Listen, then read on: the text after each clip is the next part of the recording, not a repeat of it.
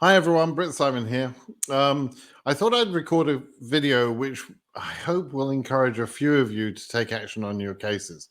Hopefully by now you have calculated your chances of receiving an interview in your particular embassy. If you have realized that your embassy is not going to get to your case number and you're doing consular processing, let's say you are in a position where you already have some sort of non-immigrant visa to the USA, something like a B1, B2, one of those non-immigrant visas. Or maybe you were planning to do consular processing, but you're in the USA already on a non-immigrant visa. You can't do what I'm about to suggest from ESTA. It has to be an NIV, a non-immigrant visa. Okay. But so let's say you've looked at the numbers for your embassy. You've realized that your case number, although it's current, and you're entitled to receive an interview if there's an interview available for you. You're entitled numerically, but then they are not obliged to give you an interview. And so some of you will remain current and not get an interview at the embassies because the embassies can't get to your number. So in that scenario, what can you do? You can sit and wait for your chances to disappear, or you can throw a Hail Mary. And what I'm about to suggest is a Hail Mary, okay? A Hail Mary is an act of desperation. It's the final throw at the end of a football game, throwing the ball all the way down the other end of the field, in the hopes that somebody can catch that and get the touchdown in the end zone, right? There's usually seconds on the clock. You're going to lose the game if you don't do anything anyway. You may as well just take the chance, right? That's exactly the situation that some of you will be in because your case is current. Let's say you're EU 49,000, but you're at some embassy that can't possibly get there. And you're going to lose your opportunity, but you're current. What can you do? You're sitting there with a B1, B2 visa. And so what you can do, I wouldn't normally suggest this in any normal circumstances, but what you can do is you can get your butt over to America and on a visit. And as you're there, you can adjust status in the USA. Now, I normally say to people, don't do that because there are some reasons why not.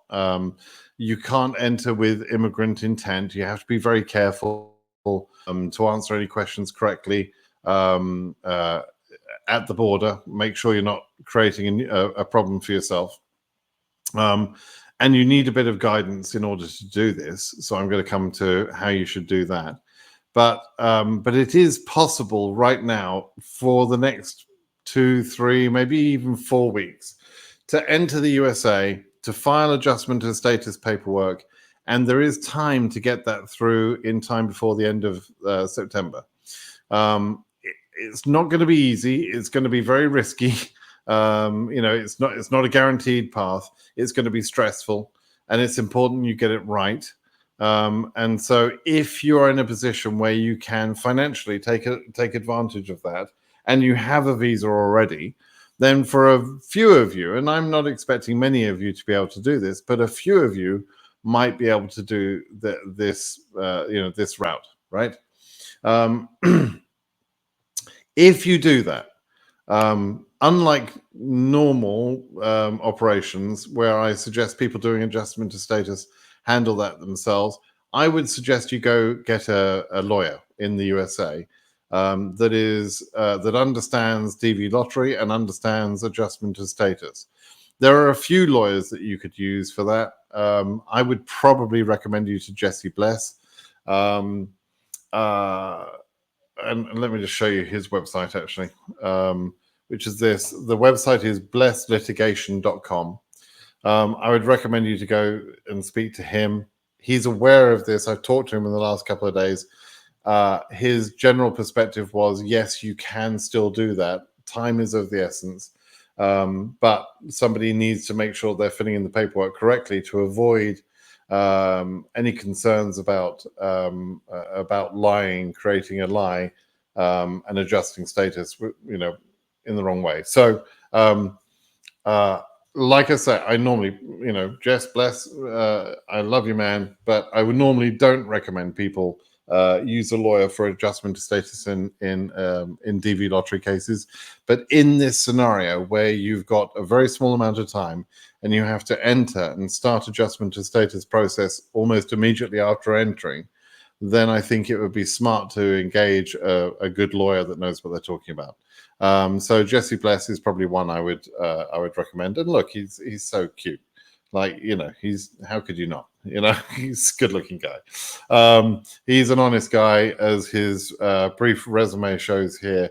He's had extensive and very important experience in immigration.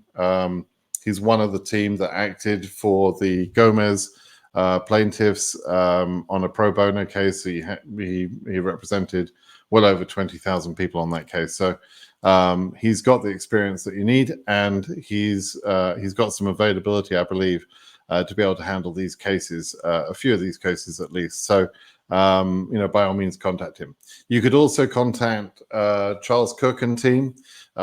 Tremendous lawyers with Charles Cook. He's got a pretty big team there. You could contact him. You could contact Curtis Morrison. Not sure how much experience Curtis has with individual DV cases, adjustment of status, but he also understands the issues. And other than those three groups, I wouldn't recommend you go very, very much further, because it's very important that the lawyer you choose understands the timelines of DV lottery and understands, the importance of getting this through. And quite honestly, many lawyers don't understand that. They're not used to helping DV lottery cases. So it's important you have the right sort of help. So by all means, you could contact Jesse and try and discuss that. You would actually want to contact him before entering the USA.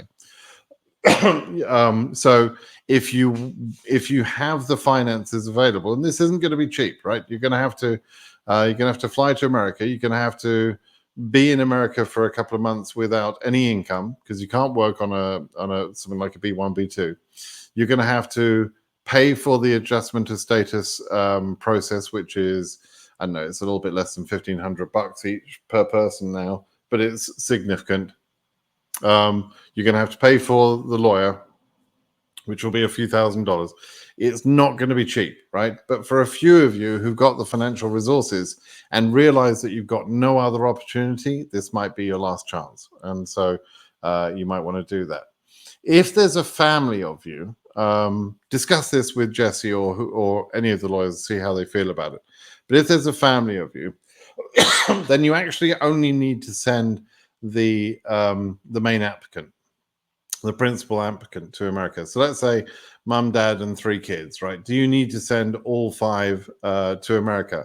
Well, ideally, that would be perfect, because all of you could enter America, but that's 5 airline tickets, that's accommodation for 5 of you, that's 5 adjustment of status fees, that's more legal fees, etc. That's going to be a significant chunk of money.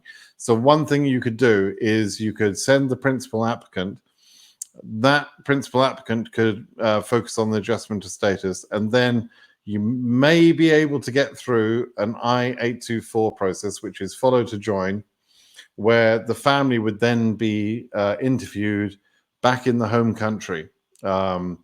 And we've seen that work even in very late September. So as long as you get adjustment of status approved in America by, let's say, around about the 20th, 25th of September, something like that, there's time to arrange, with a little bit of pre-thought and a little bit of pre-planning, there's time to arrange an I-824 follow to join process for the rest of the family, and they could adjust. They could then get their visas and move to America later. The other thing you could do is just that once you've got in, you could do a family-based sponsorship, next year. But that takes a long time, right? So you want to try and do everything you can to either bring the family now or try and do a follow to join process as quickly as possible before the deadline, before September 30th. There's a few different rules for adjustment of status. Some things are easier. You don't have to have police certificates, for example. The medical is different. There's a few differences, right? But in general, the process is possible to put through in the timeline we're talking about. You can file in July. You can even file in August if you have to. And if you file by then, let's say you file by mid-August at the latest, there is a good chance to get your case through before September 30th. They normally push these cases through.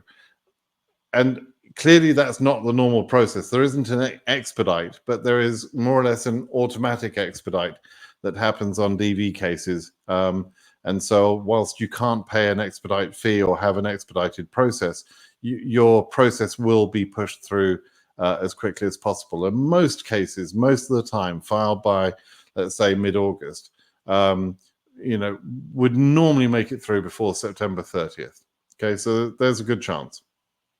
Not 100%, nothing's 100% guaranteed, but there is a good chance. Okay, everybody, I hope that was useful. Like I say, I'm not expecting 500 people to raise their hands and contact the lawyers and say they want to adjust status that way or they want to enter. I'm not expecting those sort of numbers at all. But maybe there's 10, 20, 30 people around the world that have the finances, they have the financial capability, they already have the non-immigrant visa, and maybe this is an option they should consider.